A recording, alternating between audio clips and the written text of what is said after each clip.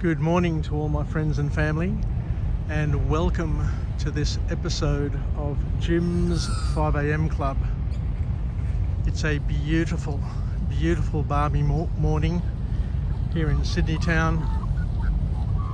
I'm just going to go down here just in front of the MCA and kick off with a beautiful book summary. The book summary today is called, or comes from a book entitled Perfectly Confident by an author, Don A. Moore.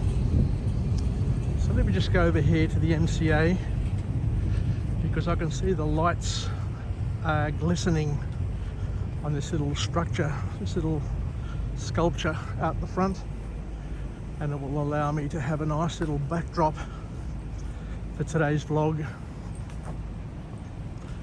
But it is a beautiful, beautiful balmy morning this morning, and it's absolutely spectacular. I love this little structure here, and as you can see the Opera House over there in the background, and if I pan left I can see the Harbour Bridge, and let's just see what we can see through this beautiful eye. There's Circular Quay over there as well. Anyway, let's kick off with the book summary. This book summary here starts with a quote where the author says that confidence without attitude is best backed up by ability. So what we'll do is we'll delve into the importance of incorporating confidence into our lifestyle, into our work ethic, into our branding, our personal branding, because confidence is one of those things that is really, really important and critical in many areas. And a lot of people don't quite understand that confidence is a skill that can be learnt, and it's not an innate ability that you're born with. So you can build confidence. You can build confidence into your life, and as we said, into your brand, so that you can learn to make the most of it. So what is it about confidence that is so important?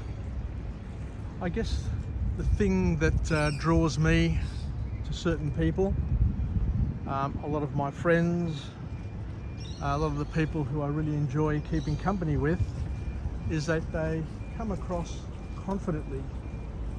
I don't know what it is about confidence, but it just generates trust, and it is something which I find very appealing in terms of what I'm looking for in some of the personal traits for the people that I get drawn to, I guess, is the point that I'm trying to make.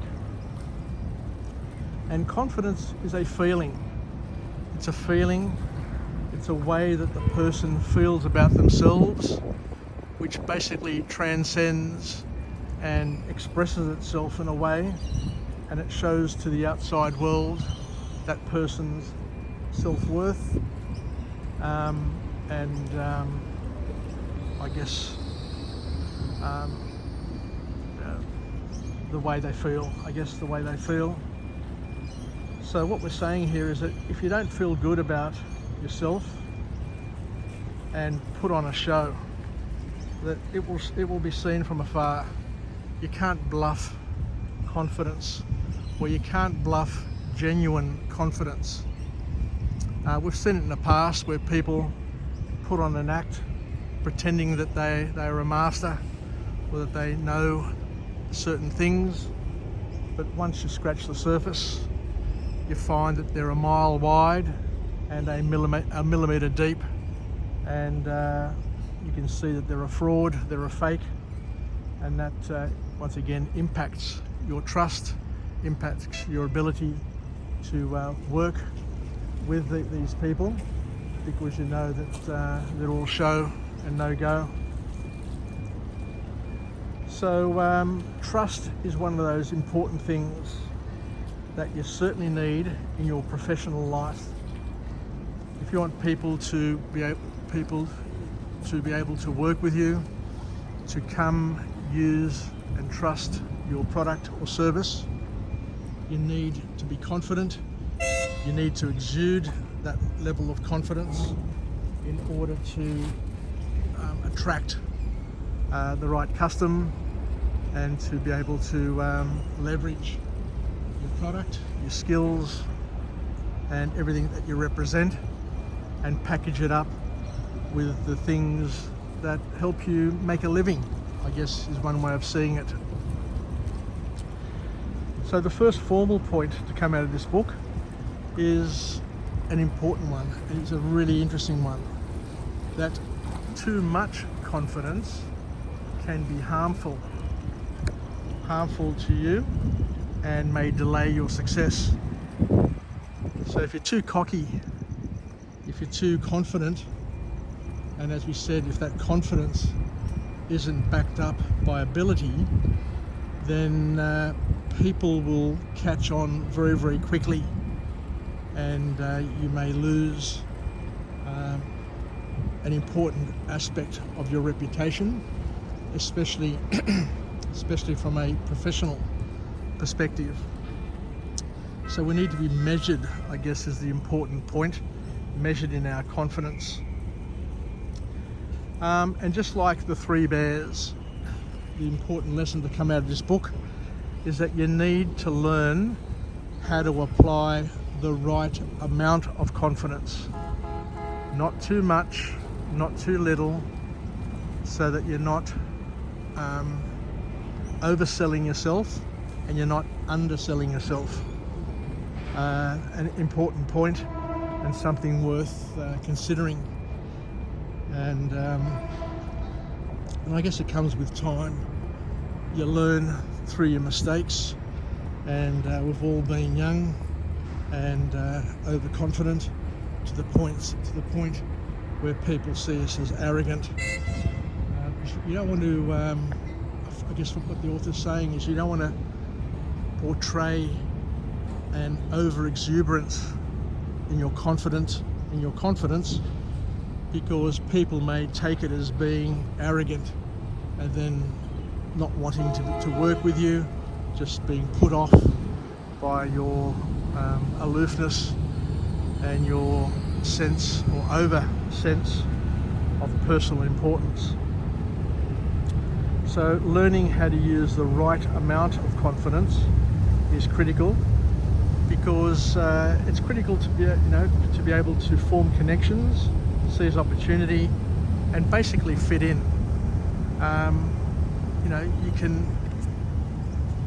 You can ruin all those chances by being overconfident and appearing to not be a team player and just being a person who's interested in themselves and just want to be the center of attention. So as we said, too much confidence can actually lead to challenges and poor performance. So we need to let our confidence nurture and build our persona, and to lead us into better opportunities and better relationships. Don't be too cocky is one of the points that the author makes, and don't be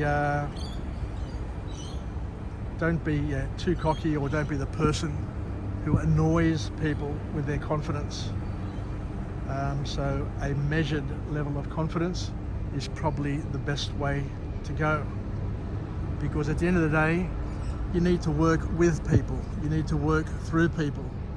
You can't be the person who just seems to think that they are the greatest gift to mankind, because as I say, that'll bring out jealousies, that'll bring out annoyance in other people.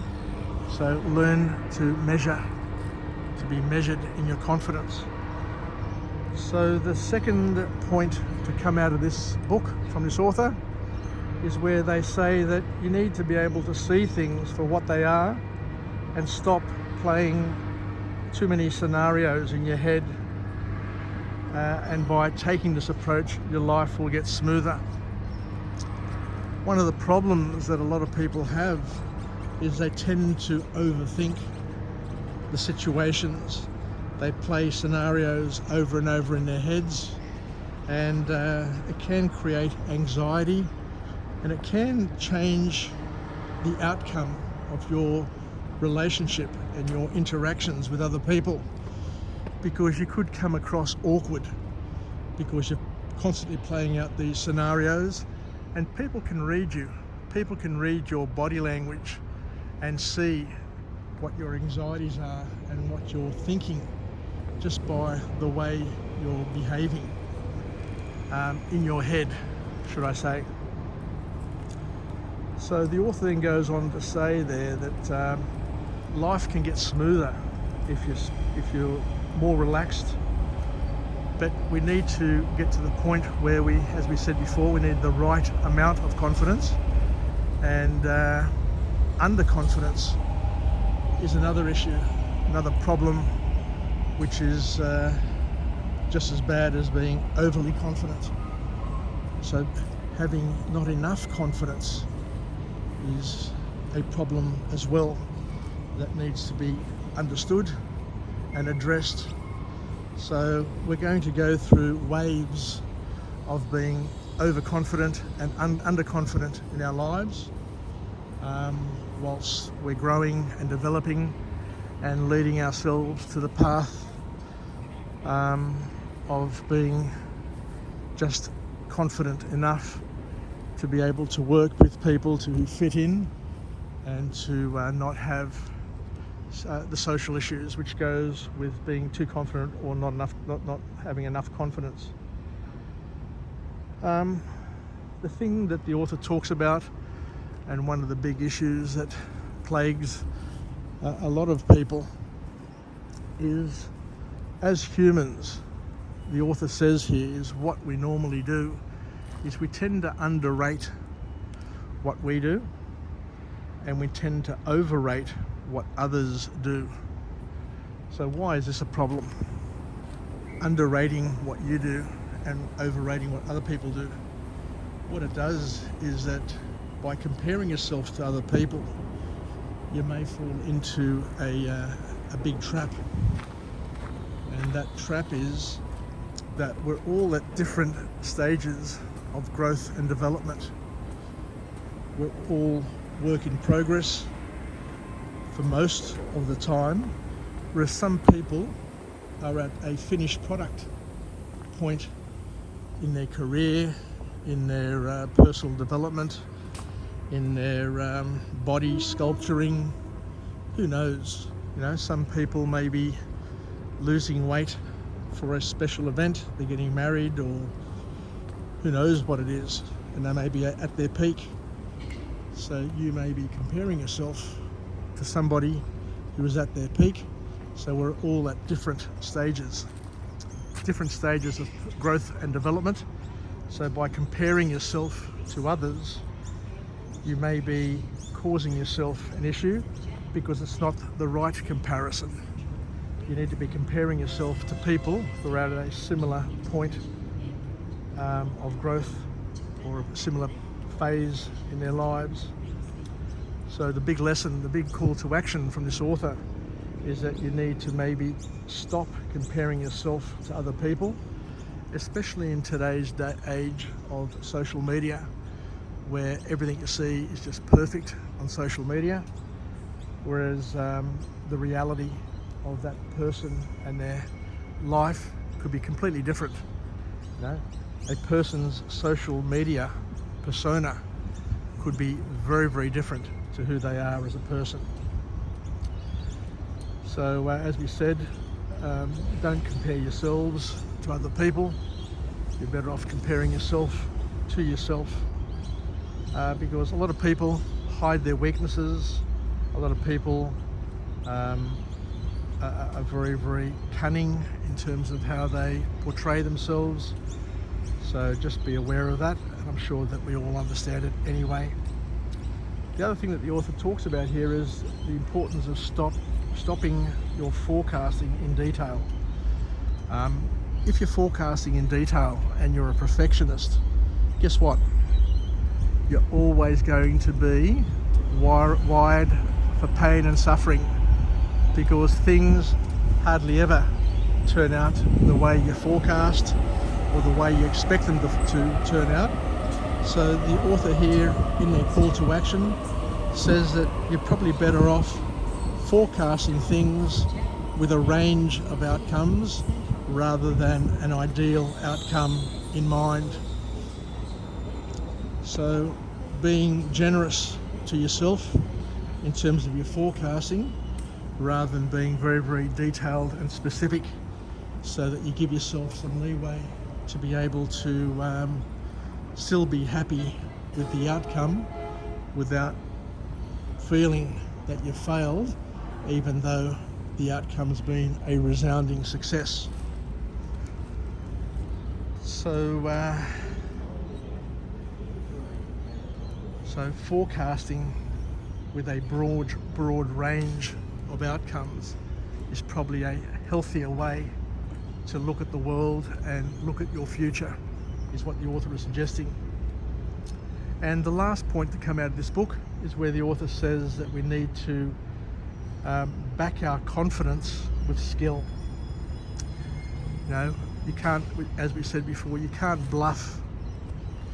You can't bluff people, because you will get found out, and once you get found out, then you'll be shunned.